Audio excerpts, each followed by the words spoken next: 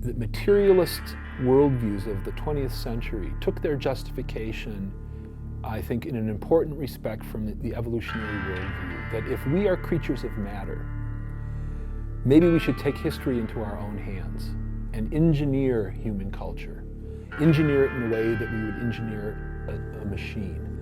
While I would never want to indict a scientific theory for the way that someone may misuse it, I think that views of human nature that lower our estimation of what we are have consequences for how people treat each other. In Darwinism, there's a denial of any intrinsic dignity for human persons.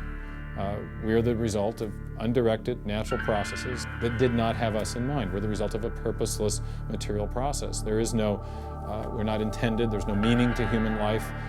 When we die, we rot. So one of the first things that goes out the window with Darwinism is the idea of an intrinsic dignity to human persons. And with that, then that opens the door to all manner of ideologies that are predicated on the idea that essentially meaning is whatever we create, and justice flows out of the barrel of a gun. First of all, if you take seriously that evolution has to do with, the transition of life forms, and that life and death are just natural processes, then one gets to be liberal about abortion and euthanasia. All of those kinds of ideas seem to me follow very naturally from a Darwinian perspective. A deprivileging of human beings, basically. And I think that people who want to endorse Darwinism have to sort of take this kind of viewpoint very seriously. Physicians who are aware of the history of 20th century American medicine harbor some bad feelings towards Darwinists because of eugenics. Eugenics, which was an attempt to breed human beings, it was the darkest chapter of American medicine ever. There were 50,000 people involuntarily sterilized because they were deemed unfit to breed, basically.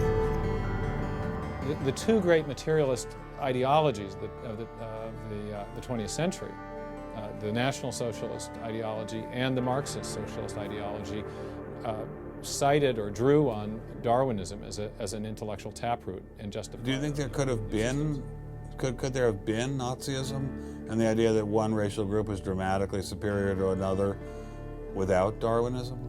I don't know, that's hard to say, but I think it would have been much more difficult because, of course, Hitler did specifically justify his ideas by reference to a Darwinian rationale. Heute müssen wir Selbstmusterung halten und abstoßen, was sich als schlecht erwiesen hat, und deshalb...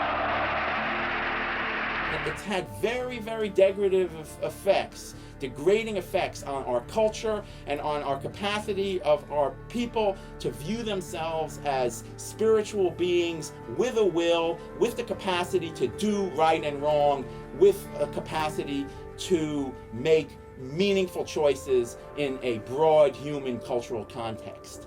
All of that gets undermined and demeaned when we say that electrical activity going on inside your cranium is the only causative factor in everything that happens in the universe. What's going to happen if this doesn't change? Well, I think we're watching it happen, aren't we? We're watching what happens in a culture where people no longer believe that the truth matters, when people no longer believe that self-command and self-discipline are for any other function other than to make money.